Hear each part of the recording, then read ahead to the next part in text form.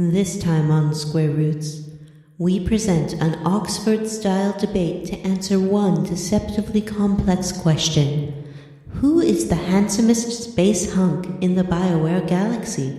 Yes, it's Kaden Alenko versus Carthonasi in a head-to-head battle to determine once and for all which one is husband material and which hero will get a 0. Our two teams of experts will examine the issue from every angle. Who will win? Who will lose? Will Dark Horse candidate Atten Rand smuggle the prize away? Stay tuned for a very special 2-hour and 45-minute presentation. Oh, I'm being handed a message. What?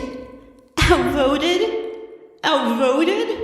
Oh, I'll show you outvoted. You can take your mailbag episode and...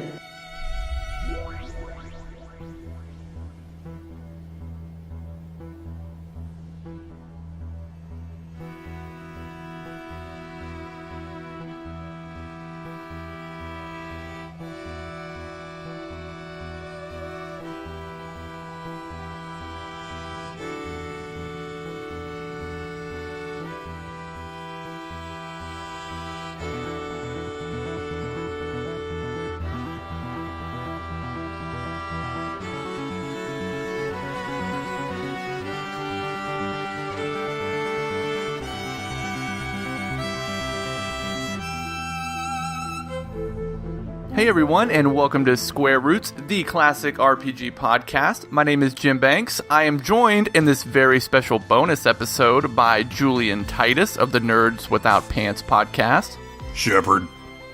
Thank you for having me. That was my Rex impersonation. It was very good. And John Run Like a Leopard Brandon. I'm here, and hello. I feel that John is more strong like a Krogan. Yeah, I'm trying. I'm not much of a runner. I gotta admit that. You don't want to see me Can you fight run. like a Krogan, though? That's the question. I've been in one fight. Did you win? Yeah, but it was more of an element of surprise because I was the short, fat, nerdy kid that knocked down the big muscle bully guy. Ooh, nice. That's how you do it. I love a good underdog story. That was in high school. It's like that Australian kid that did this, like the friggin' spinning pile driver on that bully. Yeah, exactly. I don't get into fights. So guys, in this episode, we're talking about a song that I'm not sure is parody, but I guess it doesn't matter because it's very unique and worth talking about either way. The song is... What is the song called? Is it just called Commander Shepard? It sure is. Commander Shepard the Song by YouTube's Miracle of Sound, or his real name is Gavin Dunn. Gavin Dunn make a song. Oh, yeah. There's actually a lot of gaming songs in this guy's like repertoire. Are they good? They're better than this one. Oh, well, but Julian loves this song. I do. I really like this song. I kind of do too. It's fun. It is fun. Should we just jump in and talk about it? Are we going to level up? Yeah, let's level up, I think. Okay. Why don't you go first, Julian? Sure. I leveled up my love of classic Dragon Quest. I've been on this little journey recently. I started with Dragon Quest IV, which was like the game that finally made me get Dragon Quest and appreciate it. And since then, in the last couple months, I went all the way through Dragon Quest V, and I'm 20 hours into Dragon Quest VI. Oh, wow. Yeah. Nice. Because they're a trilogy. The Super Famicom games are a trilogy that take place in the same world, apparently. And so once I found that out, I was like, oh, well, I definitely need to play all three of these, relatively close together. Someone tell Julian that 4 isn't a Super Famicom game or he'll be super embarrassed. Oh, Am I right, Jim? No, you're right. Yeah, I can't even believe he said that. Oh. You're absolutely right. Holy crap. You'll be laughed out of our soiree. Yeah. It's rare for me to make mistakes like that. I worked at an independent video game store for like 8 years. I believe you. I think we should play through 5 first because it's the most I think it has the coolest story, but we could always start with 4. But 6 is really long, isn't it? It seems longer than the other two. But the funny thing is that so far 6 is my favorite of those 3, even though it seems to be the least favorite as far as the general consensus of Dragon Quest fans from what I can tell. Yeah, So, I've only heard it's not great, but I've never played it. yeah, it's 2 different worlds. It's like a real world and a dream world, and you're switching back and forth, and there's like a bunch of like fun little side quests that have to do with resolving people's problems in the dream world, and I think that's really neat. And it also has a job system, which the other 2 games don't have.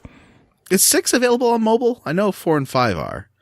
I don't know. I'm playing all of these on DS. Okay. Yeah, that's where I have them too. But yeah, thoroughly enjoying them. I was saying on Nerds Without Pants recently that while Final Fantasy is like that evolution game where every game is, you know, trying to do different things from the previous, Dragon Quest is just like this nice, constant, like you know what you're going to get. And it's almost like, it's like a comfy jacket, you know? I think that's one of the like when we get into it, when we actually do play Dragon Quest on the podcast, I think that's one thing that a lot of people don't like, but I really do like about the series is it doesn't change that much in some ways, but it has a very intricate series of storytelling vignettes. Yes. That's really cool. Yeah. And I really dig that. Like, it makes side quests seem important, you know, where it's like, oh, this is like this nice little storyline that just like you complete it right in this town and then you move on. But it's like you remember that story. It's not like this throwaway thing. Chrono Trigger kind of takes a lot of the best of both worlds. Like it has the epicness of Final Fantasy, but also takes those vignettes. And I think that's what a lot of people like about Chrono Trigger and don't realize they would like about Dragon Quest is like the weird side quest and stories you get. Yeah, I could totally see that. And like I said, it took me a while to get into Dragon Quest, and it was mainly because I'm a visual guy and I didn't like the first person perspective. But I finally just got over that. And the DS games at least have really beautiful animation on the monster attacks. So yeah, it's like they're there's super something fun to look at. Yeah. Yeah. And the mobile ones use the same graphics as the DS one. So nice. It's still a nice looking game. Yeah. Jim, Mm-hmm. how did you level up? But in a way that doesn't infringe on leveling up. So like a side level up. Have you had any side quest level side ups? level up? Yeah. You know, I've been trying to watch that Netflix series Altered Carbon. Oh, Okay. so good. The sci-fi one. It's pretty good, but it's also like I think the actors are boring. The lead actor is terrible. Joel Kinnaman is a boring dude. Yeah. And the other lead, James Purefoy, is also super boring. Some shows manage to be great even with that. Like Babylon 5 has 2 of the worst leads of any show that I love. Like, they swap out the first lead because he was so bad and replace him with a second lead who also sucks. But the thing is, the way they swap out leads is so good. Like the writing of why they get rid of the first character and replace him with a second character is among the best twists and turns in a TV show ever. That's cool. I've never seen that show. If we had a Square Roots Watches Babylon 5 podcast, I'd recommend it because there's so much to make fun of. That show is so bonkers. Anyway, so Altered Carbon. So is there fun stuff other than the lead guys being crappy? Yeah, I like the concept of it. Like the story is cool. Like people can upload their consciousness into the cloud and then download it into other bodies should they die. Mm-hmm. Which sets up like a cool like class dynamic because the rich people can afford to do it all the time and the poor people can't really afford to do it. So it's really neat, and the world is very Blade Runner-y, and there's some cool action stuff, but holy cow, are the characters boring. Well, except for Poe, the hotel. Yeah. There's like a hotel AI that thinks he's Edgar Allan Poe. They also weirdly in one of the shots like CGI James Purefoy a dick, which is like not that he doesn't have a dick, but they CGI'd him a huge wiener, which I thought was really weird. Oh, I just thought that was him. I was like, well, that's impressive. It was I mean, maybe it is good for James Purefoy, I bet. You're just assuming anyone that's bigger than yours is CGI, Jim. That's got to be special effects. That's how I get through my day, John. Don't you want an Altered Carbon video game? Like every time I was watching, I was like, this is like a perfect world for a video game. Like I could just see like all of the gameplay beats as I was watching this show. It would that would make kind of a cool like upgrade mechanic is like as you get more and more credits, you can afford better and better bodies. That would be pretty cool. It would have the Deus Ex issue of having a really terrible lead character, right? That's true. Yeah. And the lead character is pretty, like, he's just not a fun person to hang out with throughout hours and hours of Netflix. Does he at least have better delivery than Adam Jensen? Not by much. John, how did you level up? Let's see. I side leveled up by, let's see, what did I do this week? Worked out. That's not super interesting. I started playing Dragon Quest Builders again because people have been excited about it being on the Switch. And that game really is fun. I'm at the third level core, the third world you get to, and it's full of those muscle men from Dragon Quest who wear the pig masks, and all their dialogue is just incredibly homoerotic. Like, the first thing you do is build them baths, and then they talk about how excited they get if you put weapons in the baths with them, and it makes them bigger muscle men and makes them want to bodybuild, and they talk about how much they love meat, and it just gets real homoerotic, and I love it. Also, I've been playing more of Zelda on the Switch, and that game is really, really hard, and I'm not sure I'm playing it right, but like, I still have lousy weapons and only like 4 hearts, and I've been playing it for like 10 hours. Yeah, that happened to me too. Well, and also because I kept like putting my points into stamina instead of hearts, because I really hate how limited your climbing ability is at the beginning of the game. Like, I feel that they start you off at too low of a stamina meter, like, right, just by default. So I was like for a long time, I was like, just stamina. And then finally I put some new hearts. But you can mitigate the heart thing with food, which is nice. Yeah, I just went and cooked a ton. I don't even know if I'm doing the 4 monsters in the right order, because I just got to the land of the, what are they called? Gorbarbs? The Gorons? The rock people? No, not the rock people, the other ones. Oh. The ones who live in the desert. Oh, the Garudas. Yeah, that's it. Yeah. Gorons and Garudas. They could have come up with a better differentiation between those two. But I'm not sure I'll even be able to go on. I do have enough like chill potions to get through it, I think. So maybe I can do that one. There's like some giant monster though walking around, and it's scary. But that game, I like the shrines. The shrines are really cool. Although there's one which is like a tilt-a-maze with a ball, and the ball keeps flying over the edge.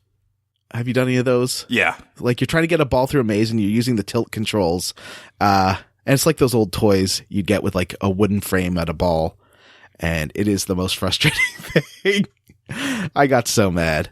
It aggravated me for a long time, and I think when I finally did it, I actually ended up flipping the board over and just using the flat back, and then using that to slingshot it like where it needed to go. But it was still kind of a lucky shot. Oh, okay. Yeah, the slingshot you have to do at the end is the worst part, because it's really hard to aim. Yeah. Yeah, so that's my double level up. Dragon Quest Builders, homoeroticism, and that's a triple level up. Switch. Well, no, then it's the same thing. And Switch. Oh, the Dragon Quest and the homoeroticism are one level up. Yeah, exactly. Oh, okay. And the Switch, Breath of the Wild. Playing more of that. All right, let's move on to the song log. The song log. The song log. So this song is called Commander Shepard, the song, or just Commander Shepard. I can't tell.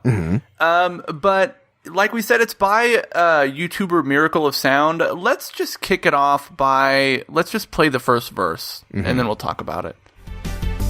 From Omega to Mars, from the council to the seediest bars, from the reaches of space to the pillars of Asari grace. There are battle wombitarians lacking in humility. Turians are bragging about their reach and flexibility. The clutter of the city spreads to the lowliest stars. All right, so that's I guess the first verse of the song. Let's talk about it, because what are they going for here? Like the epicness of space from Omega to Mars.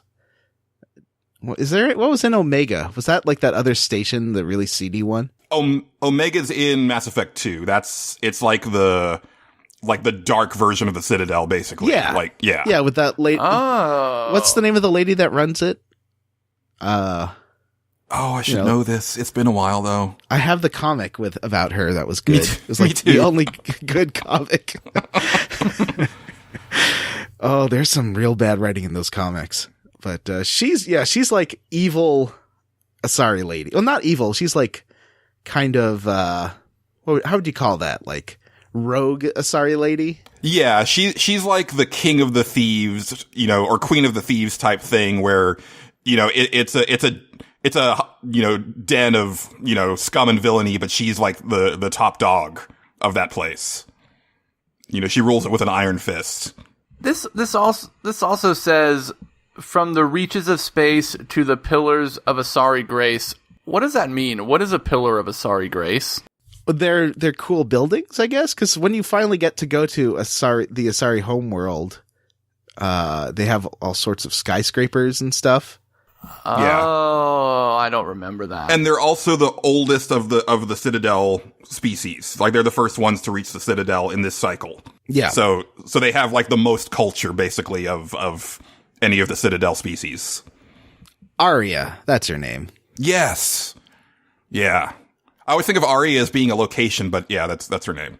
So from the council to the seediest bars, have you ever noticed how much time sci-fi spends in seedy bars? Like, all they can think of in locations are rebel bases, imperial bases, parliaments, and seedy bars. It's like you never go to a mechanic shop in sci-fi. You never go to the store to buy food in sci-fi. It's always a seedy bar. Why is that?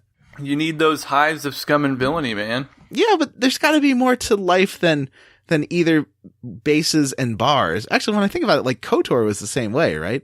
You just had bases and bars, basically. Mm-hmm. Well, it's kind of like that thing. Like, I'll notice this in like older RPGs when you go into like a village and you go into the individual houses, and it's like, where's your bathroom? You don't like, this is no one can live here. That's one thing I noticed. I always remember about Final Fantasy VII is they put bathrooms in a lot of those houses. Mm-hmm. Yeah. I thought that was weird. In Dragon Quest Builders, when you build a bedroom.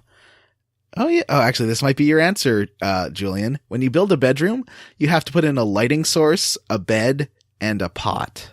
Yeah. So there's your answer. The Dragon Quest actually does usually have, like, they at least have like bathtubs and sinks in their homes. So I thought that was a nice little touch. Like, it at least feels like someone could actually live here. Maybe there's an outhouse somewhere. I think they're pooping into pots. Chamber pots. Exactly. But this song does have a nice beat to it, though. Like, it really moves along. Like, when it shifts in the second half of the verse, there are battle-worn Batarians lacking in humility. The only Batarians we've met in this game are in the DLC. I don't think I ever met any Batarians in my playthrough. They didn't make the character model. What was it called? Bringing Down the Sky. That's the one where you meet Batarians. Is that the terrible one that you didn't like? No, that's the good one. That's the one where that's the good one. Like, you're saving this planet from being smashed with an asteroid. That's actually pretty good. And it's only $1. Like, I would recommend playing that too. It's only $1? Yeah. It's 3 hours. That's pretty good. Hour per dollar. It's $1 and it's 3 hours? How is that an hour per dollar? Oh, you're right. That's a third of a... I'm worse than Julian.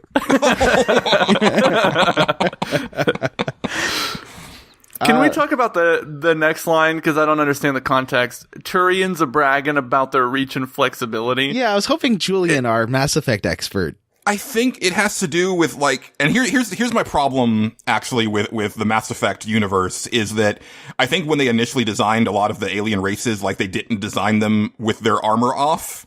So it's like, for the longest time, it was like, what does a Turian even look like? Like what does a civilian Turian look like and stuff like that. But I think it's because they, their exoskeletons kind of resemble like insects. And so they should be like more flexible and You know, maybe they can even have like a little bit of an extra reach when they're not like confined to that power armor. Well, not power armor, but you know, just like standard issue armor. Right. You never see a naked Turian. You don't really see you don't really see any of them. Yeah. Except for Asari. Asari. Yeah. And you know, like, not to get ahead of ourselves, but like when you finally get to see a female Krogan, I was so disappointed. Cause it's like you didn't really see the female Krogan because she's like covered from head to toe. You really only see her eyes. And it's like, come on, guys. Oh, really? In 3? Yeah, if I remember correctly, doesn't she have like a face veil on and you can really only see her eyes? It's weird because in Andromeda, they're just there. They're just hanging out. You're right, yeah. The one on the station. Yeah. That one and the granddaughter, or it's the one on the, that is Rex's granddaughter, right? Okay. Yeah. Yeah, I didn't think about that because she didn't end up really looking that much different from a male Krogan now that I think about it. Yeah. Yeah. They're just being mysterious. Yeah. The designers just gave up. They're like, we can't really think of what a female Krogan's going to look like. We'll just, you know, they're slightly smaller maybe. I don't know. The female Turians are just lither. It's actually a pretty good model. Yeah. I think you see those in the DLC for Mass Effect 3 and Andromeda, like the Citadel DLC. I never actually did the Citadel DLC, so I hadn't seen one until Andromeda. Right. And you do see male Quarians in Mass Effect 2 or 3? 2, yeah. Yeah. Because you run into like Tally's dad and a couple of like their like military leaders and stuff. Yeah. So they're bragging about their there must be a line of dialogue of someone saying like, you know, us Turians have much better reach and flexibility than you do. That doesn't even make any sense. They're just hitting on Shepard, that's all. And then the last line of the verse, the clutter of the cities spreads to the loneliest stars. Does it though? It doesn't. No. Sorry, Gavin. Oh, it doesn't? There's like plenty of empty planets. Galaxies are real big. They consist of billions of stars. And the ones that do have people on them just have the same prefab buildings. Yeah, and only a couple of them. It is a well-written line, though. Yeah. Oh, yeah. It's nice. Nice atmosphere and all that. Can we talk about the best part of the song now, which is the chorus? Well, yeah. Let's cut to that. But no matter what scars you bear, whatever uniform you wear, you can fight like a Krogan, run like a leopard, but you never be better than Commander Shepard. So this seems to be saying that Commander Shepard is the best person in the entire galaxy. And that's basically the text of the Mass Effect 1 through 3 series. Like everyone's like, oh, you're Commander Shepard. You're the best person ever. And this comes to my problem with the Mass Effect series is it hits the notes of power fantasy so hard that it becomes obnoxious. Like that everyone loves Commander Shepard unless they hate but respect Commander Shepard. Everyone wants to be Commander Shepard. Everyone wants to have sex with Commander Shepard. Commander Shepard's the most powerful person. It's that kind of power fantasy I find really patronizing. Like that you have to be the best person when you're playing a video game. That you can't be someone who ever isn't the most awesome. Right, like you never get to be like the grunt on the field, right? Like exactly. Yeah. And I know one of our listeners has an issue with this, but I liked in Mass Effect Andromeda that people didn't like Ryder very much. And like the crew would walk out of Ryder's meetings and no one treated Ryder like Ryder was any good. And to me that really hit what I like about playing a role is when you're more realistic, when it's like you aren't always in power. You aren't always the best. But Ryder is still like the only person who can do the thing, right? Like they're basically spinning their wheels. It's like, oh, we needed the Pathfinder. Now that you're finally here, we can use this spaceship. And it's like, really, guys, you didn't have a backup plan. I kind of wish they did. I mean, there's so many things I wish they did more of, but the fact that there's 5 Pathfinders is cool and they don't really do anything with it. Yeah. Because you aren't the only one. There are 5 other people with the exact same powers as you. Yeah. I don't like games like where your protagonist is supposed to be the most perfect person. Like, it's one of the reasons why I have such a problem with The Witcher is because Geralt is supposed to be the strongest, smartest, sexiest person in the entire continent. And I just feel like it's insulting to players. It's like treating players like they're insecure teenagers who have to be praised for everything or they won't keep playing. It's like, no, I can deal with it. I can handle some criticism. I can handle characters leaving or not liking me or figuring the choices I made are so bad that they can't deal with it. And it's also weird to not do that because it's such an easy way to add a little bit of nuance to the script of the game. BioWare is afraid of doing that, I think. Well, they correct me if I'm wrong, but didn't they do that in like Jade Empire and Dragon Age Origins where like certain characters would really disapprove of you to the point where finally they would like just be like, peace out, like I can't take this anymore. Didn't that actually happen? At least one character in Dragon Age Origins does. Sten, I know will, at least he walked out on me. Right. Alistair walked out on me. Oh, wow. Yeah. Oh, yeah, he did. Yeah, he totally did with me too. Yeah. And in Dragon Age 2, like half your crew can do that. And that was really cool. Yeah. That's why Dragon Age 2 is one of my favorites. I know people hate that game, but I think when we actually cover it for Square Roots, we'll talk about why I think it's great. I like Dragon Age 2 a lot, actually. Yeah, it's super good. Yeah. It's just has a 1980s design thing to it where you just go to the same dungeons over and over again, but I don't care. Lots of games do that.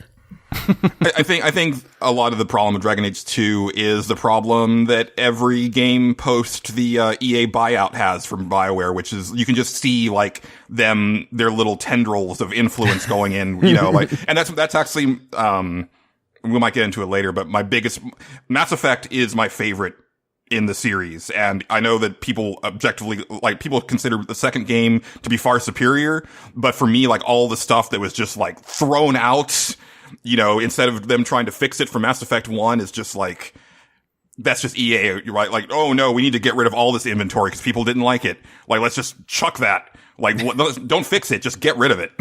Yeah. Do you think that Commander Shepard is the most powerful person in the galaxy, according to Miracle of Sound? I do not, but I appreciate the emotional attachment to Shepard, and I think that that's something that's so unique in video games because like across those 3 games, you as a player really do get to shape this character, and by the end of it, you're like, yeah, it's my Commander Shepard. Like now, I'm not one of those people who got like angry at the end of Mass Effect 3. I actually thought it was fine, because I think the endings of all 3 of the games were bad. Like the lead up to all of the endings is great, but the actual final cutscene is like, like that's really what it boils down to. Yeah, well, I mean, we don't want to spoil Mass Effect 3 for those who haven't played it, but right.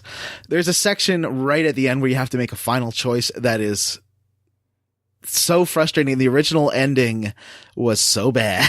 I thought, like, just the last cutscene. I thought, because the whole last 10 hours of the game are the ending, and right up until hour 9, it's fine. And like, okay, yeah, this is awesome. Yeah. But hour 10 is the bad one, and the cutscenes they made. The original cutscenes were really bad. I thought they did a great job with the revised ones that did help it a lot.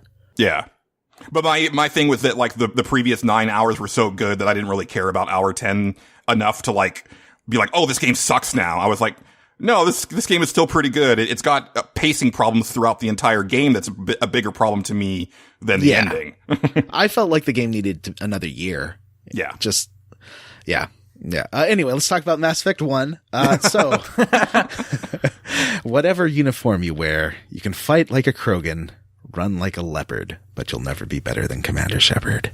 Is that a good thing to say though? Like, oh, maybe I don't want to be as good as Commander Shepard. Maybe I want to have flaws. What do you think, Jim? Are you comfortable with that? I mean, I guess, because it's all physical, right? Like, I'm going to be, I can be smarter than Commander Shepard. I might not be able to run like a lot faster than him or fight better than, but I could be smarter than him. I mean, most of the crew is. Yeah. Especially Bim Janks. Bim Janks is an idiot. All right.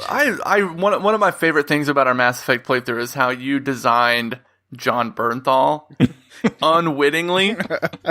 I'm sorry. It looks just like John Bernthal.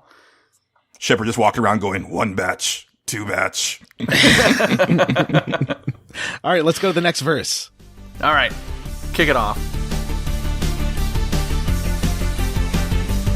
In the Citadel's halls, inside the shining walls, hear the stories from Earth. Fighters want to prove their worth. Solarian science smothered in idiom, about to stimulate and they're scanning for iridium. But one tale holds every mind enthralled. 'Cause no matter what's got In the Citadel's halls, inside the shining walls, hear the stories from Earth. Fighters want to prove their worth. Solarian science smothered in idiom, about as stimulating as scanning for iridium. But one tale holds every mind enthralled. That's not a great verse. No. I mean, there is a dig there at the scanning from Mass Effect 2, which I like. Although I kind of enjoyed that. It reminded me of Star Control. I liked the scanning thing.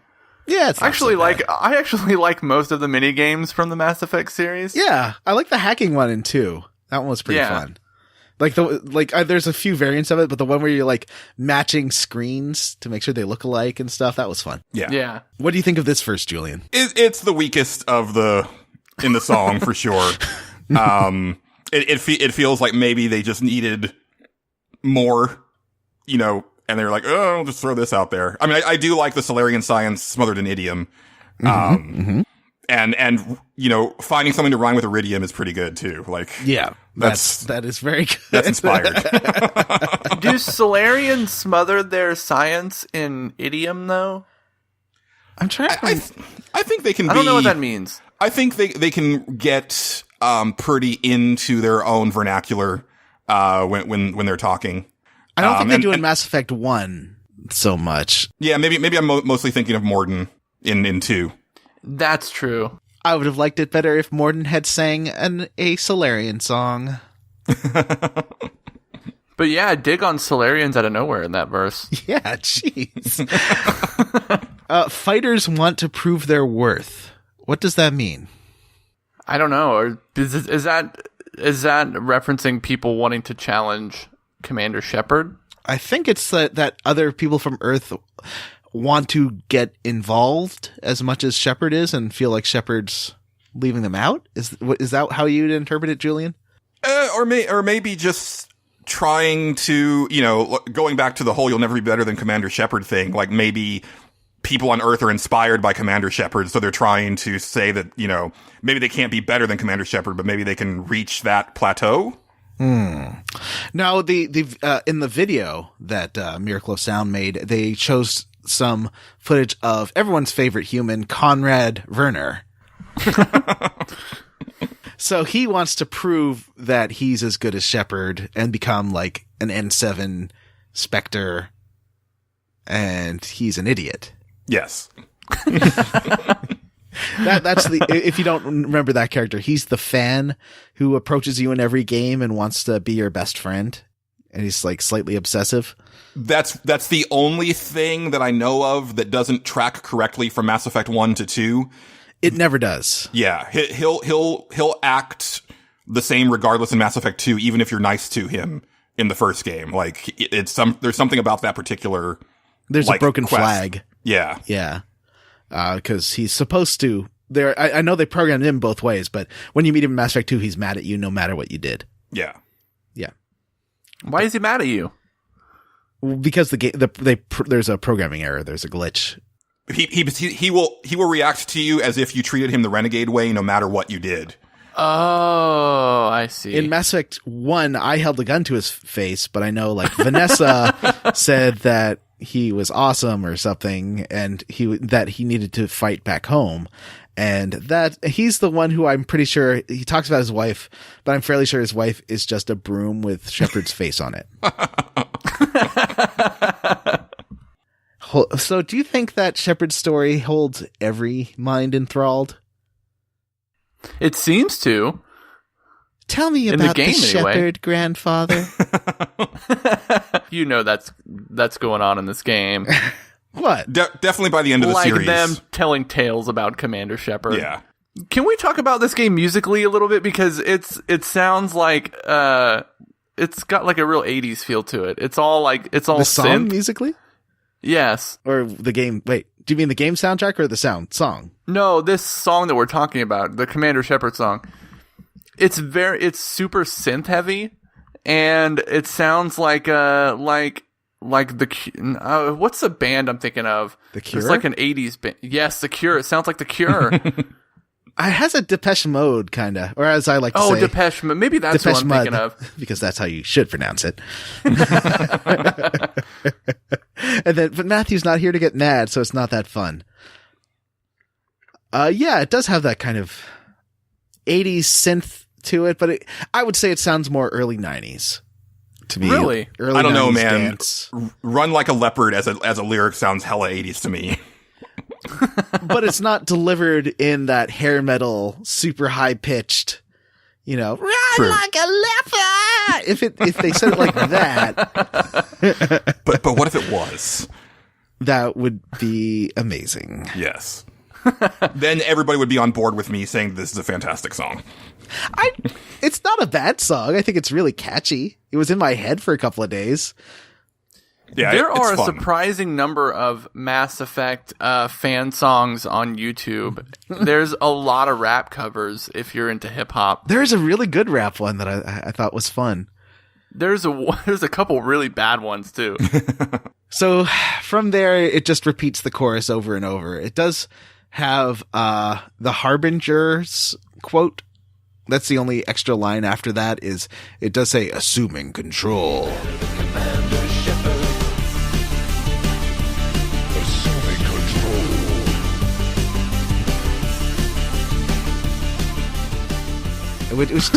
Which totally brings it to that early 90s dance music kind Right. of thing. Like the come on Fahuga gods kind of deal. The Mortal Kombat 90s Yes. song. Yeah. Oh, this is totally the Mortal Kombat song. That's exactly what I was thinking of. Like it has the same kind of beat and everything. The Mortal Kombat song is a legit good song. Yeah. Scorpion, Sub-Zero. I mean, it's kind of barely a song, Sonya. but it's pretty good. Mortal Kombat.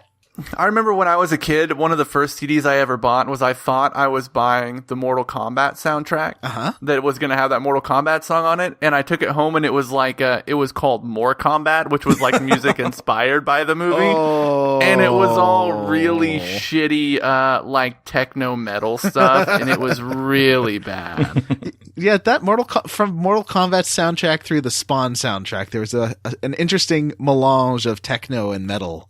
Yeah. During the 90s. The Street Fighter animated movie soundtrack is right up there.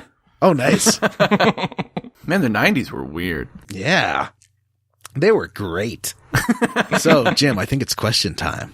Yeah, let's get into some listener questions. The first one comes from Blatt Blorgensen, and he asks, I can only assume this band is called the Jays, Jim, John, Julian. Can you come to a consensus on what kind of band you would be?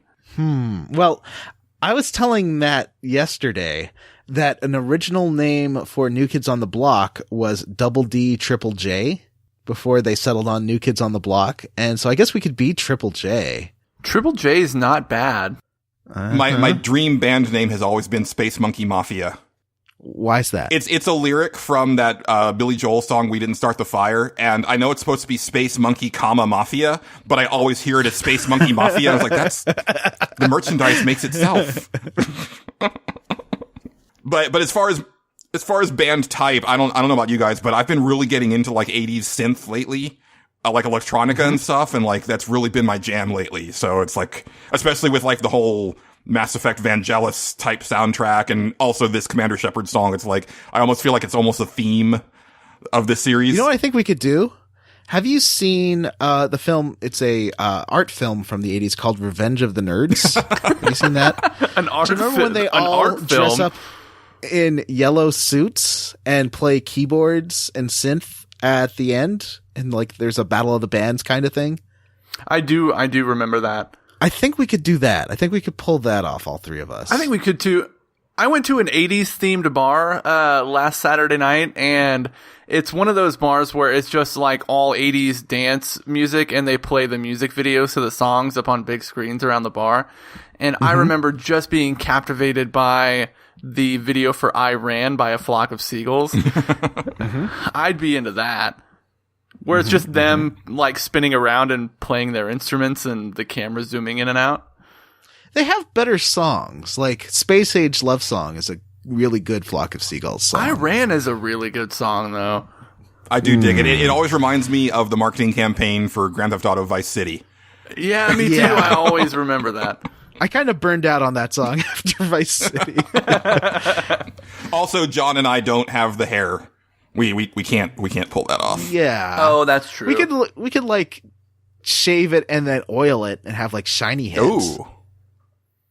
I think that could work. It's like spacey. We could put like things on our head like Lobot from Empire Strikes Back. Yeah, just wear cool hats. Yeah. Yeah. So, right. So is that the kind of band that we're gonna be? We're gonna be like an 80s electronica band. Yeah. I can't really play keyboards very well, but I could fake my way through it. Yeah. I think we got something here. Yeah. All right. Buert Beal asks, I genuinely want them to make an audio drama of that Elcor Spectre show. I also want to know what media you guys would think would be improved by casting an Elcor in the lead. The more important question is what media wouldn't be improved by casting an Elcor lead. Yeah. I want to see, those really excitable pitchmen that pitch like OxyClean and stuff, but I want to see an Elcor do it. I think, imagine if Jordan was an Elcor. I can't, it's hard for me to imagine crossing Jordan because I'm never going to watch that show. Suspiciously, I think this DNA is actually microfilm. That's Jordan as an Elcor. Is that a plot point from this DNA is actually microfiche? I don't know. I don't know what that show's about. It seems to have spies and murder and like lawyers and private detectives. There's something for everybody. Yeah. The Elcor is such an interesting take on alien life that is, I can't think of anything else in sci-fi that does that type of thing. I would watch Real Housewives if one of them was an Elcor. Yes. Bitchily. Bitching. I am going to throw this drink into your face, Marsha. Frustrated. Why didn't you call me when you said you were going to? I waited for 3 hours. Self-pityingly, no one came to my singles dropping party. My single is out. Why did no one like my single? Do the Real Housewives make music? Oh yeah. Oh god, they do. Oh man, what is that, like its own genre? The only one I've seen is the Countess did a song, and it was like say chic, say magnifique or something like that. It was very bad. It was just her like barely talking, like kind of musically talking over a song and listing expensive things. Yikes. Yeah. Sure. This one comes from Jat Morganson, and he asked, which companion character would you like to see as the lead in a shorter Telltale-style game, and what would it be about? Ooh, that is a great question. Yeah, that is a good question. Tali for me. It's got to be Tali. I mean, she's the best character. Yeah, and it would be interesting. She's like trying to learn stuff that she can bring back to the fleet. Yeah. That's your plot, is like her trying to bring information back to the fleet. Yeah, but she gets involved in shenanigans. Like maybe she's like going to a place to learn about stuff for the fleet, and then she picks up a hairbrush, and the hairbrush has microfilm in it, and she's being pursued by spies. I don't know if you know how microfilm works or what it is. Of course I do. But to be fair, I don't think any movies do either. And also, I don't. So why are you telling me I'm wrong? So what would be your companion and your story then, Jim? I think I'd like to see a Telltale game about Garrus having like C-Sec adventures, like he's trying to unravel a C-Sec mystery on the Citadel. Would it involve microfilm? It might. Who knows, man? Digital microfilm. Yeah. In DNA. Yes. Was that? Did you say that was going to be yours, Julian? Yeah, I was just thinking, like, if we're talking about like a Telltale style game, then definitely like this hard-boiled like detective case, like before Garrus joins Shepard, like his days in CSAC. Oh yeah. But I always have this idea, just personally, of an actual spin-off game starring Kasumi, which was one of the DLC characters from Mass Effect 2. Oh, she was so good. She was, and like do like more of a stealth-based like heist game, but set in the Mass Effect universe. I've always wanted that game. I just thought she was such a cool character, and her abilities were amazing. Oh, she was like a tech ninja. Yes, it was really cool. Yeah. Also, the recruitment mission for her, or whatever, or the DLC mission for her, is basically like a James Bond, mission. So, like, I was like, oh yeah, this is just perfect. But she doesn't have much dialogue through the rest of the game, right? No, her and the other guy, the DLC mercenary, you can't really talk to them like you can the rest of the crew. They just kind of have lines of dialogue randomly throughout the game.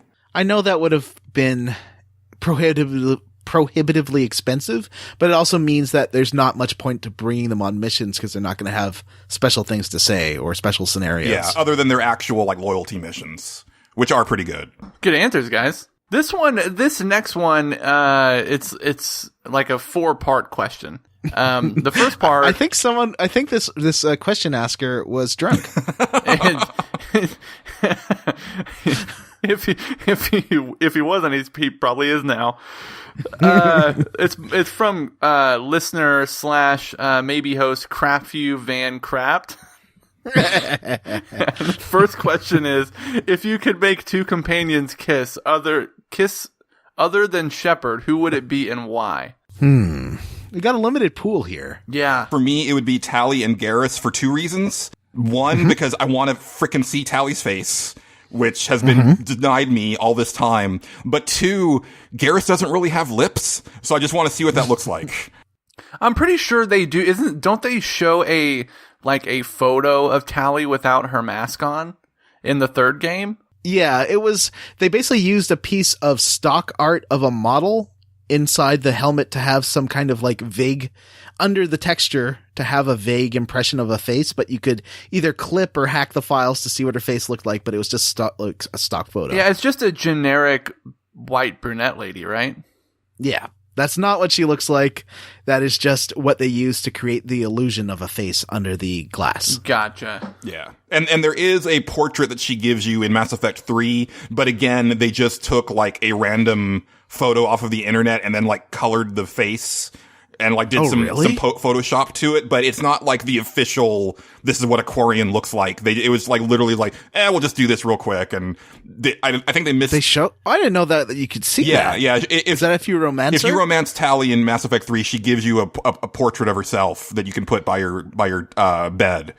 But again, it's not like actually what she would look like because they didn't put any work into it really. I think they severely misjudged how many people wanted to see Tali. All right, so you want Garrus and Tali to mash their food holes together. Yeah, just because I'm curious what that looks like. Who would my choice be? I guess it has to be Rex. And who else?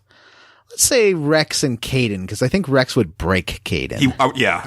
Like, Rex's mouth is is wider than Kaidan's head. I could just imagine him, like, coming in for a pucker. Kaidan. Are we using just Mass Effect 1 characters? I think so. Okay. I think so. We could expand, but you never get a Volus side character. Playable character. We'll get to that. All right. Next question from Crapview Van Craft. How do the telepath squid things mate? Well, I mean, one of those tentacles has to be a mating rod, right? That's you a ever see scientific term, there's right? a- Mating rod. Do you remember that art film that came out in like 2010 called Avatar? John, what's a movie that's not an art film? I don't know. Bowling for Columbine. Not an art film. No. So yeah, I think it must be rubbing tentacles together. That would be the easy. Like they kind of mush their. Like maybe those tentacles just are their genitals in general, It could be. and they're just always out General. the whole time. Yeah. No shame. Yeah. Yeah, I was thinking that they just like completely enwrap their tentacles around each other, and then there's some sort of mitosis that happens, and then like another Hanar comes out of one of them or both of them. It's like that movie. Have you guys ever seen that art film called Monsters? Yes. Where they have to like Yes. rescue that That was lady from. actually- There's all those aliens in Mexico. That was a documentary. Oh, that was a documentary. Okay. But like the way Yeah. those aliens mate in that movie, in that documentary Monsters, where they just kind of Yeah. like rub tentacles. Okay. What about, have you seen that art film called Cloverfield? I have. Where and this girl was drinking Slusho, which according to some of the ARG content for Cloverfield suggests that it contains like the sperm of the monsters. And the girl who was drinking that got bitten or stung by one of the monsters, and the one who was drinking Slusho gave birth to babies. And maybe it could be like that they like could go to any creature and like just sting them after they've somehow accidentally drank their semen. And That And happened then, in Cloverfield? yeah, remember she like had all the spiders. She exploded into a pile of spiders. Oh yeah. Ew. And the ARG stuff implied what she drank. The special ingredient from Slusho was like monster sperm. I know too much about Cloverfield ARG lore. I went down a Cloverfield rabbit hole after watching the Cloverfield Paradox, because I was like, okay, I need to understand. And then there was thankfully a bunch of YouTube videos that helped me understand. But what doesn't make any sense is Slusho is also in Star Trek, the first movie by J.J. Abrams. It's actually Oh, I didn't know apparently in that. all of his stuff. It's also in Fringe and Felicity, yeah, Lost, Alias. So that would mean the company that makes Slusho, which I think is like Tagruato, is in all of it too? Yep. Yeah, they're all in the Abrams verse. yeah. Oh, wow. But the Garibaldi device from Alias is in Star Trek. Like it's part of that red bubble thing that they have. So there's a whole Alias Star Trek connection that gets real confusing. Wow. And apparently there's actually like a Tagruato building in Star Trek. Like you can see it in the background. Ah. Okay. Oh, that's cool. Is I it? guess. Yeah, I don't. Does the new Cloverfield have to do with that stuff? It does. Does it- You see, I think one of the crew members has like a Slusho bobblehead at their station. Oh, okay. Okay. But that's about the only thing that I saw. Maybe there was more, but I just didn't see it. I watched that Let's movie move on and to the felt next pretty question, disappointed. So I haven't watched it yet, but you can spoil it. I don't care. I enjoyed it next as a question. sci-fi movie, but not as much as a like let's see more giant monsters movie. yeah, it did not. It like the whole trailer made it sound like we're gonna solve the Cloverfield mystery. Yeah. And then I watched it and it was just had barely anything to do with Cloverfield. Yeah. How much like Aliens is it? Have you seen that movie Life that came out like last year? That's a very kind of blatant Aliens ripoff. Oh, I saw the trailer for it, but it looked terrible. The one with so I did Jake not. Gyllenhaal and Ryan Reynolds. It's a lot like that movie. Okay. Next question. Next question. What would Shepard and Liara's child look like? Oh, we know the answer to that. It would just look like an Asari. Yeah. Jesus, crap view. Have you not been paying attention to the codex? What an idiot If listener. Asari mate with anything, they look like Asari. Well, So let's sorry. move on to the next one then. The child would still have weird head tentacles. I'm sorry. It's just that's the way Yeah. it Yeah. is. It would be blue, have weird or actually no, because Asari have different skin color, so it could be blue or purple or gray. True, yeah. Or green even. What do Rex's genitals look like, and how big are they? Is Rex sexy? I'd like to handle this. Yeah. We know that the Krogan have 4 testicles, and I would assume they have like a lizard-like penis. And that's a guess. Because they talk about their quads. It's one of the few species in Mass Effect that they do mention their genitals. What are they called? Krogan talk about their genitals all the time. Yeah. Actually, so do the Solarians. Well, and there's the first time that I think you hear about it is actually a side quest where they're talking about Krogan buying like, or Krogan trying to buy like other testicles like on the black market for like fertility, and it's like, you know, they tell you like the amount for like the set of 4, and that's where you're like, oh, okay, they've got 4, okay. Yeah, because the Solarians talk about their cloacas, right? Like that's a whole thing. I think so. Yeah, it's the biggest insult. And the Solarians, I mean, they're the reason for the genophage, so they would have a pretty strong reason to be talking about Krogan genitals a lot. Oh no, but the Solarians talk about their own genitals, I think. Oh, yeah. Okay, so I'd assume, because usually genitals have some kind of mapping to animal size, so they probably, like, Krogans are, 800 pounds to 1,000 pounds, so it's probably going to be fairly big. Yeah. Although I think by size, rats have the largest genitals. You mean like relative to like how big their bodies are? Yeah, exactly. Proportionally, I think rats have the biggest genitals. I think James Purefoy might have the biggest genitals. Is that the altered carbon man? Yeah. Is Rex sexy? Sure. He's not, he's not like the hottest, but he's cute. Why not? Yeah, I mean, he's proportional. He's got a nice sense of humor. He's strong. Yeah. He's got like big ripped arms. Mm-hmm. And he's got that voice. Yeah. Yeah. Got a can-do attitude. If you ever listen to the Linoleum Knife podcast, it's a friends of, I'd say good acquaintance of mine do it, and Dave White has a voice just like Rex. Nice. Oh, that's interesting. He sort of talks like this. Is Rex sexy? So yeah, my answer is yes, but I think it depends on who you ask. I would concur. Yeah, why not? Yeah. Come on, crap few. Do you want to handle the next question there, Julian? Sure. Fan Essa asks, which Crossing Jordan character would you most like to be stuck in an elevator with, and why? I would like to be stuck with Crossing. Oh, that's a good answer. I'm going to be stuck with my secret identity because he has superpowers and can probably get us out of there. I guess Jordan? He's probably got the most to talk about, I guess. I mean, you can talk for hours about microfilm.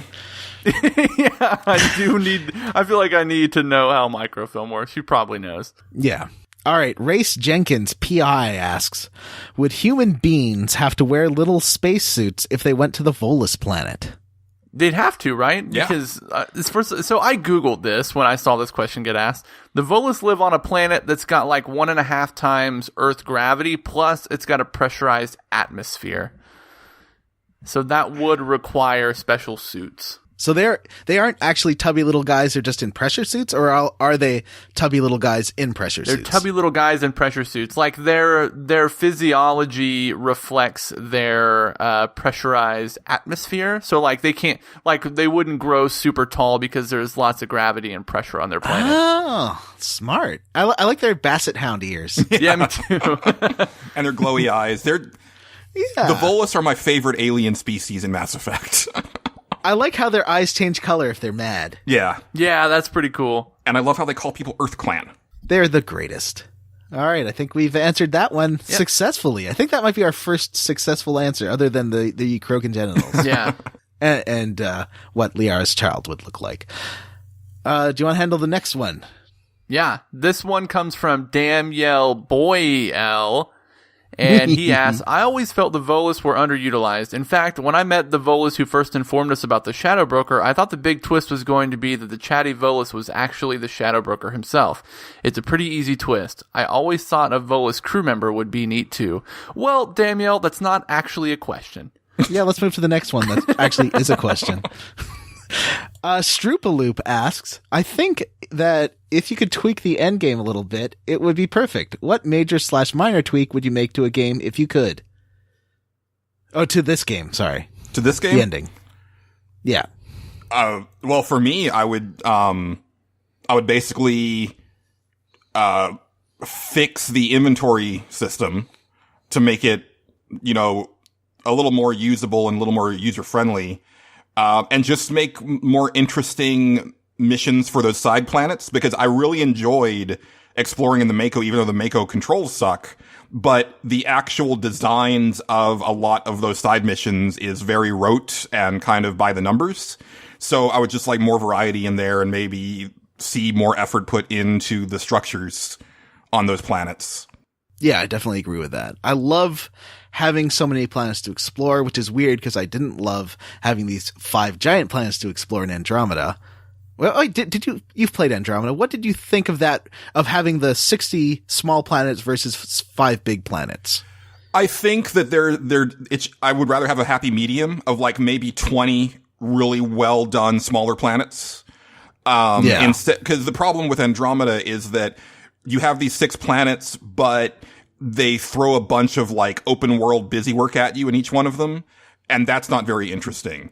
And I also think that they're all real combat heavy, where it would have been nice if there was like one planet where like the whole issue was like, no, we need to broker peace between these two like warring factions or something. And that's how you solve like the situation on that planet. Like have more variety in there.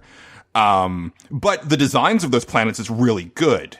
So if you could give me like very nicely designed planets that don't feel generic, but at the same time give me fewer things to do, but more interesting things to do, I think that's the sweet spot. I was cause no one mentioned planet exploration at all in the reviews to Mass Effect. And when I was like, wait, you can land on a whole bunch of planets, I was so excited. And honestly, like, it's cool. Like, I thought it was fun. It just, and it is repetitive open world crap. Like, if you think about it, all you're doing is going to locations on the map and pressing A. Right. But it still feels neat because it's so optional. There's no real pressure to do it. And they mix up what you find a lot. Like sometimes you'll have weird stories about being a caveman, and sometimes it's a little side quest. Yeah, and I think Mass Effect 1 does that really cool thing. And you mentioned it on the show, John, where there's that one where it gives you this whole like big thing of text, and it's basically that Star Trek Next Generation episode that Shepard experiences. And there's other things like that where you get this nice little text box of like, and it's almost like the game master in an RPG, in like a tabletop game, telling you like what you see at the end of this quest. And I really like that stuff. Like, I would like more of that. It reminds me in Star Control 2, like, it's very much the same way. Like you'll see an icon on a planet you visit that's just like the planet's just a texture, and the icon's just a little icon of a city. And if you go there, it like tells you about this abandoned city and it gives you a story. And to me, that's I don't need like a super 3D map of a world, but I like to have something there. Right. And the more that games do that, the more I'm engaged.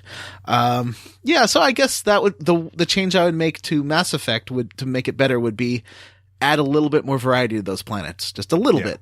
Like, spend another year making extra missions you can find. And also real quick, as someone who has exposed a lot of friends to Mass Effect and then immediately had to teach the friends how to play Mass Effect, I would put an honest to goodness tutorial at the beginning that actually explains the mechanics of the game. Because everybody seems to like, well, most people that I talk to miss out on the fact that you can pause the game and issue commands, and it makes the game so much more fun. I play Mass Effect 1 like a turn-based RPG, basically.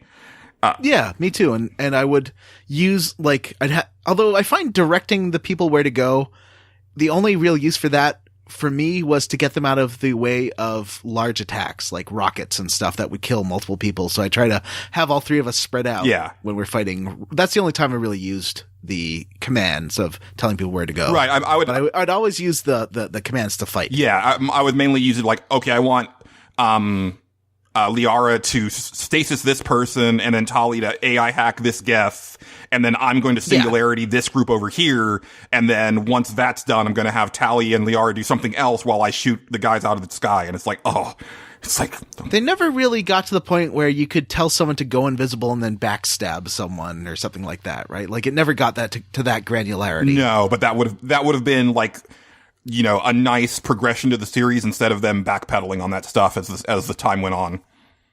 I think in Dragon Age 3, that was the only time in a BioWare game that I felt comfortable doing that. Like, you could do stuff like turn someone invisible, go behind someone, and do massive damage. But even then, that was tricky. Yeah, I never gelled with the battle system in Dragon Age Inquisition, but part of that was also that I was playing a warrior, and the game is just not fun at close range, because your ranged people will take everybody out before you even get close, and I was like, okay, I'm not really even playing at this point. All right, Jim, how would you fix Mass Effect? I want more different enemy types. Yeah, that's definitely a good note. Mm-hmm. I got would agree. real bored fighting Geth and Husks the entire game. Yeah. Yeah. More alien creatures to fight, which they do a little bit of that in Andromeda, but still. Yeah, or even to your barely. guys' point with the planets, make some planet-specific enemies. Yeah. Yeah. That would have been cool. Other than those monkeys you can blow up. That is great. All right. I think that's it for our mailbag. Excellent. I think that might be it for the episode. Oh. This was a lot of fun, guys. Yeah, Thanks. Yeah, thank you for coming, and I hope you enjoyed that song. Oh, I did. Yes, that made me very happy, John. Julian, do you want to plug your podcast? Sure. I am the host of the Nerds Without Pants podcast, proudly celebrating 6 years of pantsless podcasting. We are just about to unveil our new segment. We wrapped up Chrono Crossing, where we had been going back in time every year, talking about our favorite games of the year. So that's done and dusted. We're just about to unveil Pack Watch, which the three of us wrote down a bunch of games that we've all played, and then they went into the Jar of Destiny. And at the end of every episode, I randomly pull out one of the names from the jar, and we talk about it in depth on the next episode. So for the inaugural Pack Watch, we're doing Metroid for the NES. So it's going to be a lot of fun. Could I ask a request? Sure. If you have time, I would love it if you did a bonus episode that was all your Chrono Crossings taped together. Ooh, okay. Yeah, let me look into that. That'll be a long episode. But yeah, that's okay. Yeah. Now, or maybe like a part 1, part 2, or you could. If you're interested, anybody who's listening, our final episode that had Chrono Crossing in it, we did spend the first half of the show recapping all of our previous picks. And it's also interesting once you see, you start to see patterns develop between the three of us. And it's like, oh, okay, yeah, like, I am definitely the guy who likes I like the big AAA, big budget, blow shit up games. And then, like, Patrick, my co-host, is like the star child with the artsy fartsy games and stuff like that. Okay.